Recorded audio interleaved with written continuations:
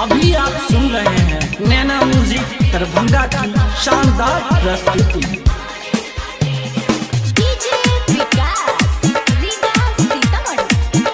बोलिए बाबा विश्वकर्मा के।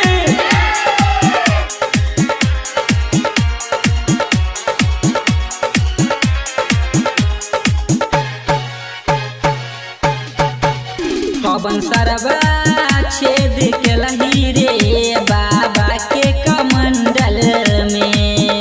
कवन सरवा छेद के लही रे बाबा के कमंडल में।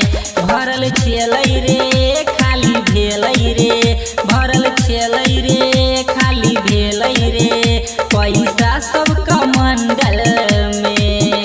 कवन सरवा छेद के लही रे बाबा के कमंडल में। कौन सरवा छेद के लही रे बाबा के कमंडल में। भरल छेलै रे खाली भेलै रे, भरल छेलै रे खाली भेलै रे पैसा सब कमंडल में। कौन सरवा छेद के लही रे बाबा के कमंडल में। बाबा के कमंडल में, बाबा के कमंडल में। पवन सरवा छेद के लही रे बाबा के कमंडल में। बोलिए बाबा विश्वकर्मा के। केने छै कन हाथी के बाबा सवारी रे, सवारी रे, सवारी रे।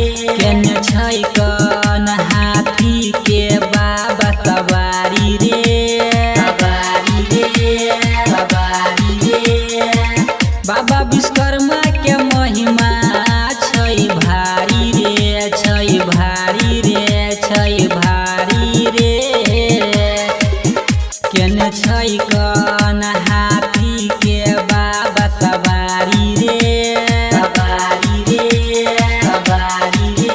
केने छै कन हाथी के बाबा सवारी रे, सवारी रे, सवारी रे। बाबा विश्वकर्मा के महिमा छै भारी रे, छै भारी रे। बहुते रुपैया छलै बाबा के कमंडल में। कवन सरवा छेद के लही रे बाबा के कमंडल में। कवन सरवा छेद के लही रे बाबा के कमंडल में। बाबा के कमंडल में, बाबा के कमंडल में। बोलिए बाबा विश्वकर्मा के।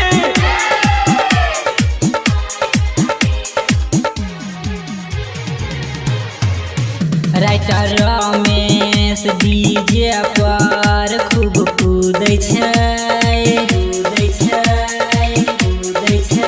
राइटर रमेश डीजे पर खूब कूदै छै, कूदै छै, कूदै छै।